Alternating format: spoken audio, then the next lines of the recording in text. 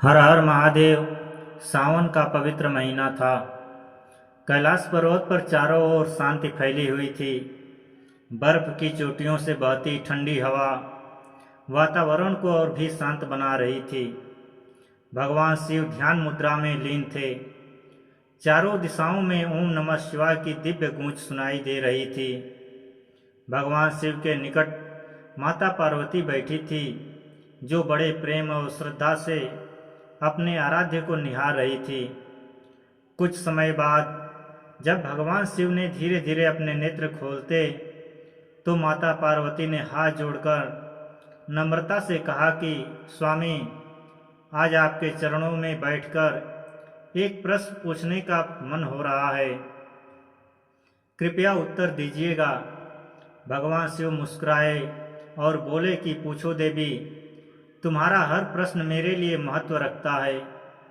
माता पार्वती बोली कि हे नाथ, मैंने देखा है कि पृथ्वी लोक पर मनुष्य तरह तरह के पुण्य करते हैं। कोई व्रत करता है, कोई दान देता है, कोई किसी भूखे को भोजन कराता है, कोई तीर्थ यात्रा करता है, कोई भगवान के नाम का जप करता है। परंतु मैं जानना चाहती हूँ कि इन सब में सबसे बड़ा पुण्य कौन सा है? मनुष्य का ऐसा कौन सा कर्म है जो भगवान को सबसे अधिक प्रिय होता है? भगवान शिव थोड़ी देर मौन रहे, फिर गंभीर स्वर में बोले कि हे देवी पार्वती, आपका यह प्रश्न बहुत ही गहरा है। इसका उत्तर शास्त्रों में नहीं मिलता, बल्कि इसे समझने के लिए एक सच्ची कथा सुननी होगी। यह कथा बहुत प्राचीन है, लेकिन इसका संदेश आज भी उतना ही सच्चा और गहरा है। माता पार्वती का मन अब उस कथा को जानने के लिए और भी उत्सुक हो उठा। उन्होंने विनम्र स्वर में कहा कि हे नाथ, कृपा करके वह रहस्य मुझे बताइए, ताकि मैं भी उसे संसार को सुना सकूं कि सबसे बड़ा पुण्य क्या है। भगवान शिव बोले, सुनो देवी, आज मैं तुम्हें एक अत्यंत प्राचीन कथा सुनाता हूँ। वह कथा जो किसी वेद या पुराण में नहीं लिखी गई, परंतु ब्रह्मा से लेकर मनुष्यों तक जिसने भी उसे हृदय से सुना, उसके भीतर करुणा, ज्ञान और भक्ति का जन्म हुआ। यह कथा एक साधारण से मनुष्य की है, परंतु उसका हृदय इतना विशाल था कि स्वयं देवताओं को भी सोचने पर विवश कर दिया। पार्वती का मन अब पूरी तरह कथा में डूब चुका था। भगवान शिव ने एक पल मौन धारण किया और फिर बोले कि यह कथा है रौरव वन में रहने वाले एक निर्धन ब्राह्मण की, और यही से प्रारंभ होती है वह अद्भुत यात्रा जो एक साधारण मनुष्य को दिव्य बना देती है। हे पार्वती, बात उस समय की है जब पृथ्वी लोक पर कलयुग की छाया अभी दूर थी और मनुष्यों के हृदय में धर्म, करुणा और सच्चाई का दीपक जलता था। हिमालय की तराई में एक घना वन था, रौरव वन, जहाँ केवल तपस्वियों और वन्य जीवों का वास था। उसी वन की एक छोटी कुटिया में एक वृद्ध ब्राह्मण निवास करता था, जिसका नाम था गोपाल दास। गोपाल दास निर्धन था, तन पर फटे पुराने वस्त्र थे, भिक्षा से प्राप्त अन्न ही उसका भोजन था और जल के लिए निकट बहती एक छोटी नदी जलधारा ही उसका सहारा थी। परंतु उसकी आत्मा निर्मल थी और हृदय में भगवान नारायण के प्रति अटूट श्रद्धा थी। प्रतिदिन ब्रह्म मुहूर्त में उठकर वह गंगा स्नान करता, अग्निहोत्र करता, तुलसी की परिक्रमा करता और प्रभु को पुष्प अर्पित करता। उसकी दिनचर्या तप, ध्यान और दया से भरी हुई थी। एक दिन की बात है, जब आकाश में बादल गरजने लगे और रौरव वन में एक भयानक तूफान आया। वृक्ष उखड़कर गिरने लगे, समस्त पशु इधर उधर भागने लगे और आकाश से मूसलाधार वर्षा होने लगी। तभी गोपाल दास की कुटिया के बाहर किसी पशु के कराहने की आवाज आई। गोपाल दास ने कुटिया से बाहर आकर देखा तो पाया कि एक घायल हिरणी बुरी तरह से कांप रही थी। उसका पैर किसी कटीले बेल में फंस गया था और निरंतर रक्त बह रहा था। वह असहाय होकर प्रभु को पुकार रही थी। ब्राह्मण के भीतर करुणा की तरंग उठी। उसने बिना देरी किए हुए अपने गिरवे वस्त्र फाड़कर हिरनी के घायल पैरों को बांध दिया, उस पर चादर उड़ा दी और उसे कुटिया के भीतर ले आया। कई दिन तक वह उसी हिरनी की सेवा में लगा रहा। उसके लिए फल जल औषधियाँ लाकर उसकी चोटों पर उपचार किया। वह स्वयं भूखा रहता, परंतु हिरणी का पेट अवश्य भरता। कुछ दिनों पश्चात वही हिरणी जो पहले पीड़ा से कराह रही थी, अब उस ब्राह्मण की गोद में सुकून के साथ सोने लगी। भगवान शिव बोले कि हे पार्वती, उस समय स्वर्गलोक में देवराज इंद्र सहित कई देवता यह दृश्य देख रहे थे। वे सभी आश्चर्यचकित थे कि एक ब्राह्मण जो स्वयं भूखा रहता है, वह एक वन्य जीव की सेवा इतने प्रेम और समर्पण से कर रहा है। तब नारद मुनि ने इंद्रदेव से कहा कि हे देवराज, देखो यह जो करुणा इस ब्राह्मण के भीतर है, यही पुण्य का सबसे ऊंचा स्वरूप है। इंद्र बोले कि पर क्या करुणा ही सबसे बड़ा पुण्य है? नारद ने मुस्कुराकर कहा कि इस प्रश्न का उत्तर स्वयं भोलेनाथ देंगे, क्योंकि वे ही करुणा के परम स्रोत हैं। शिव जी रुकते हैं। पार्वती की आंखों में श्रद्धा और जिज्ञासा एक साथ चमकने लगती। वे कहती हैं कि स्वामी, आगे क्या हुआ? क्या वह ब्राह्मण ऐसे ही हिरणी की सेवा करता रहा? भगवान शिव बोले कि नहीं देवी, असली परीक्षा तो अभी बाकी थी, और वही परीक्षा इस कथा को उस मोड़ पर ले जाती है जहां मैं तुम्हें बताऊंगा कि सबसे बड़ा पुण्य क्या है। भगवान शिव बोले कि हे पार्वती, गोपाल दास ब्राह्मण की वह सेवा और करुणा केवल बाहरी दिखावा नहीं थी, बल्कि वह उसके हृदय की सच्ची भावना थी। जैसे एक माँ अपने बच्चे की देखभाल करती है, वैसे ही वह उस घायल हिरणी की सेवा कर रहा था। दिन बीतते गए, ऋतु बदली, पर उसकी सेवा और श्रद्धा में कोई कमी नहीं आई। उसकी तपस्या में अब केवल मंत्र नहीं थे, बल्कि एक जीव के प्रति करुणा और त्याग का अमूल्य भाव समाहित हो गया। लेकिन हे देवी, जहाँ धर्म होता है वहाँ परीक्षा अवश्य आती है, और जब पुण्य का मार्ग कठिन हो जाता है तभी वह महान बनता है। एक दिन रात्रि का समय था। चंद्रमा मेघों में छुप गया था और चारों ओर अंधकार छाया हुआ था। गोपाल दास अपनी कुटिया के द्वार पर बैठकर मंत्रों का जप कर रहा था। तभी उसे एक तेज आवाज सुनाई दी। एक युवक घबराया हुआ, रक्त से लथपथ उसकी कुटिया की ओर दौड़ता आया। उसके पीछे क्रूर सैनिकों का एक दल था जो उसे मारने के लिए उसका पीछा कर रहा था। युवक थका हुआ था और उसकी सांसें तेज चल रही थी। जैसे ही वह कुटिया तक पहुंचा, उसके पैर लड़खड़ाए और वह गोपाल दास के चरणों में गिर पड़ा। गोपाल दास ने तुरंत उसे सहारा दिया और भीतर ले गया। बिना कुछ पूछे उसने युवक की चोटों पर जड़ी बूटियों का लेप लगाया और पट्टियां बांधी। कुछ समय बाद युवक को होश आया।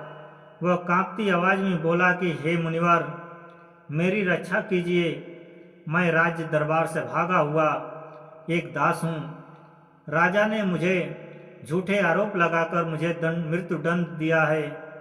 मैं निर्दोष हूँ। आप ब्राह्मण हैं, आपकी शरण में आकर कोई भी प्राण बचा सकता है। गोपाल दास स्तब्ध रह गया। तभी सैनिक वहां पहुंचे और बोले कि हे वृद्ध, क्या तुमने एक अपराधी को शरण दी है? यदि वह यहाँ छिपा है तो हमें बताओ, अन्यथा तुम्हें दंड मिलेगा। हे देवी, अब गोपाल दास के सामने धर्म का सबसे कठिन प्रश्न था। एक ओर राजा का भय, दूसरी ओर निर्दोष युवक की प्रार्थना। वह जानता था कि झूठ बोलना पाप है, पर वह यह भी जानता था कि निर्दोष की हत्या भी महापाप है। क्या करें? वह कुछ पल शांत रहा, फिर अपनी लकड़ी उठाई और सैनिकों से कहा कि जिसे तुम अपराधी कहते हो वह मेरे शरण में है। अब उसका अपराध या निर्दोषता ईश्वर जाने। मैं उसे तुम्हारे हवाले नहीं कर सकता, क्योंकि शरणागत की रक्षा करना मेरा धर्म है। यदि मुझे मारना हो तो पहले मेरी गर्दन काटो। सैनिक अचंभित रह गए। वे राजा की आज्ञा से बंधे हुए थे, पर इस वृद्ध ब्राह्मण की निर्भीकता और त्याग ने उनके अस्त्र नीचे करा दिए। उन्होंने ब्राह्मण की शरण में आए उस युवक को देख लिया था, लेकिन कोई भी उस पर हाथ नहीं उठा सका। सैनिक वापस लौट गए। हे पार्वती, उस रात स्वर्ग के देवता नतमस्तक हो गए। ब्राह्मण ने ना तो वेदों का पाठ किया, ना कोई हवन, ना कोई यज्ञ। फिर भी उसने जो किया वह ऐसा पुण्य था जिसे करना आसान नहीं। उसने शरणागत की रक्षा, अहिंसा और त्याग के एक ही क्षण में दर्शन करा दिए। अब पार्वती धीरे धीरे कहती हैं कि स्वामी, क्या यह वही क्षण था जहां आपने उसे सबसे बड़ा पुण्य कहा? भगवान शिव ने गंभीर स्वर में कहा कि हाँ देवी, जब कोई प्राणी केवल अपने लिए नहीं, दूसरों प्राणों की रक्षा के लिए सत्य और त्याग के मार्ग पर चलता है, तब वह सबसे बड़ा पुण्य करता है। यही वह पुण्य है जो प्रार्थना, यज्ञ या तीर्थ से भी ऊंचा होता है। भगवान शिव बोले कि हे पार्वती, गोपाल दास ब्राह्मण का वह निर्णय जहाँ उसने शरणागत की रक्षा के लिए अपने प्राणों को भी चिंता नहीं की, वह क्षण पृथ्वी पर तो हुआ, पर उसकी गूंज स्वर्ग लोक तक पहुंची। इंद्र, वरुण, अग्नि और यम सभी देवताओं ने अपने अपने लोकों से देखा कि एक साधारण तपस्वी ने उस धर्म की रक्षा की जिसे स्वयं वेदों में सर्वोच्च बताया गया है। देव सभा में नारद मुनि पहुंचे। उन्होंने करताल बजाई और कहा कि हे देवराज, आज पृथ्वी पर धर्म की ज्योति एक बार फिर जल उठी है। गोपाल दास ने ऐसा कर्म किया है जो ना किसी ऋषि ने किया, ना किसी राज ऋषि ने। इंद्र ने पूछा कि क्या इतना बड़ा पुण्य केवल एक जीव की रक्षा से प्राप्त हो सकता है? नारद बोले कि नहीं देवराज, वह पुण्य केवल क्षमा से नहीं, त्याग और निस्वार्थता के भाव से जन्मा है। जब कोई जीव अपने हितों को त्याग कर परहित में खड़ा हो जाए तो वह स्वयं देवत्व को प्राप्त करता है। इधर रौरव वन में गोपाल दास ने उस युवक को, जिसे सैनिक पकड़ना चाहते थे, रक्षा करने के बाद भी कुछ नहीं कहा।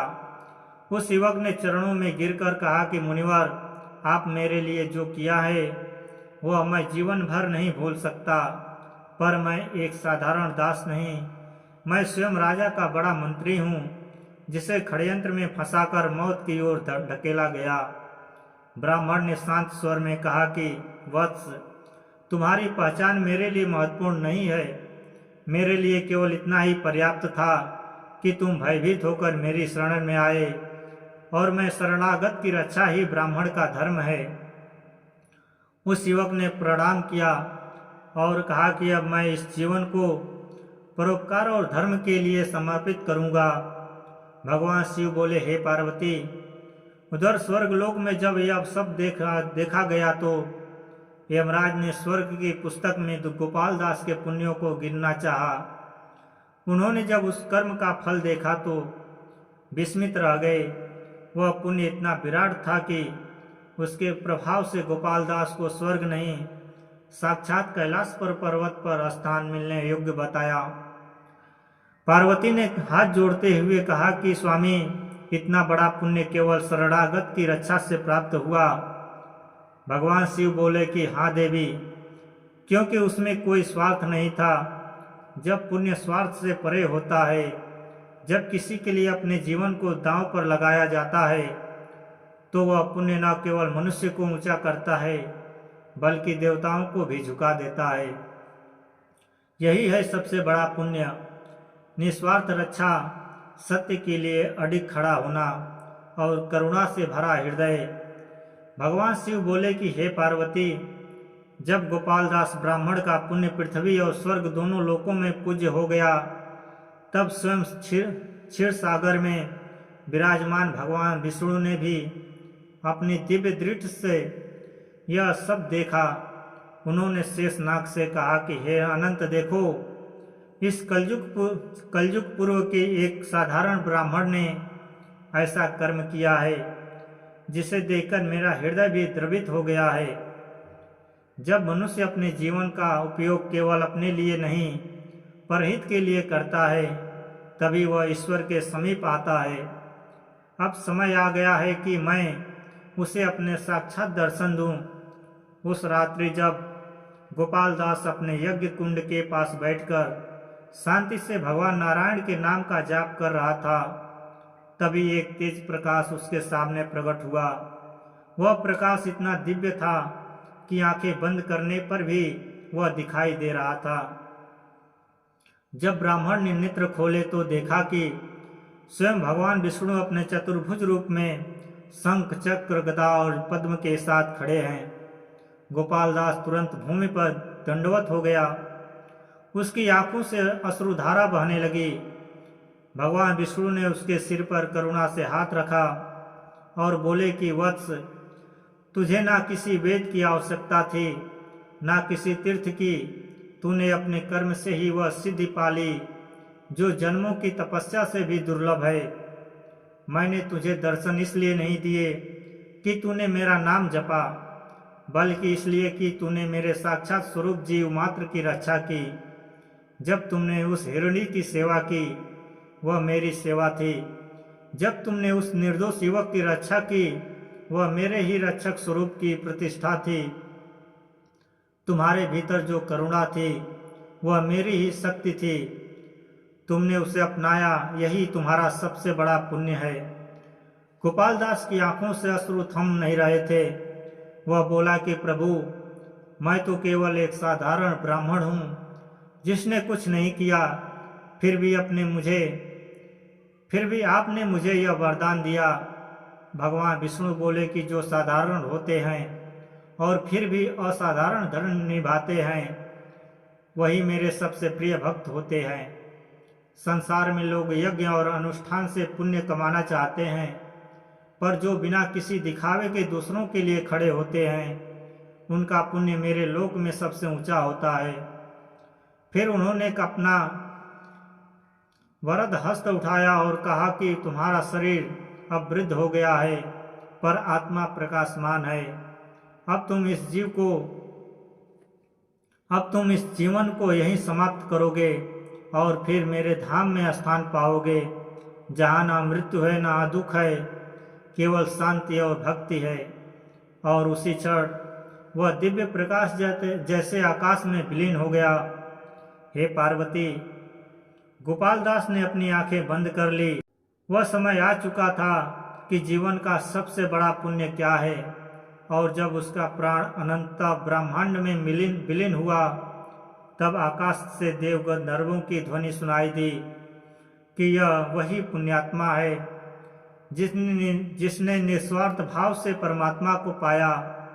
भगवान शिव बोले कि हे पार्वती, जब गोपालदास ब्राह्मण ने अपने प्राण त्यागे, उस समय केवल देवता ही नहीं, समस्त प्रकृति भी स्तब्ध रह गई। रौरव वन में कुछ क्षणों के लिए समय ठहर गया। वृक्षों की शाखाएं झुक गई, मानो उन्होंने उसे अंतिम प्रणाम किया हो। पक्षियों ने स्वर नहीं निकाले, मानो वे मौन श्रद्धांजलि दे रहे हों।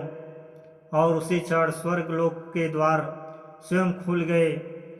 एक सामान्य ब्राह्मण जिसने अपने जीवन में कभी किसी से यश नहीं मांगा, उसे उस लोक का द्वार मिला जहाँ केवल सच्चे कर्मों की गूंज होती है। माता पार्वती के नेत्रों में अश्रु थे, लेकिन वे अश्रु नहीं थे जो दुख से निकलते हैं, वे भावों से जन्मे थे। उन्होंने हाथ जोड़कर कहा कि स्वामी, आपने मुझे आज जो सुनाया वह केवल कथा नहीं थी, वह तो आत्मा को शुद्ध कर देने वाला अनुभव था। पर कृपा करके यह बताइए, आपने यह कथा आज सावन के इस पवित्र महीने में ही क्यों सुनाई? भगवान शिव बोले कि हे देवी, सावन केवल ऋतु नहीं है, यह आत्मा के भीगने का समय है। इस महीने में केवल पृथ्वी ही जल से नहीं भीगती, जीवों का हृदय भी भक्ति भाव से भीगता है, और जब मन भीगता है तब वह नरम होता है, शरणशील बनता है। यही वह समय है जब मनुष्य को सच्चे पुण्य, धर्म और करुणा की शिक्षा देनी चाहिए। इसलिए मैंने यह कथा आज सुनाई, ताकि जब जब सावन आए और उन्हें याद दिलाए कि सबसे बड़ा पुण्य वेदों में नहीं, कर्मों में है। उन्होंने आगे कहा कि हे पार्वती, जिस प्रकार गंगा जल को शिवलिंग पर अर्पित करने से आत्मा पवित्र होती है, उसी प्रकार यह कथा भी मन को निर्मल कर देती है। जब कोई मनुष्य इसे सच्चे भाव से सुनता है, समझता है और अपने जीवन में थोड़ी भी करुणा, निस्वार्थता और सत्यता लगाता है, तब वह भी उस पुण्य को प्राप्त करता है जो गोपाल दास ने अपने जीवन से किया था।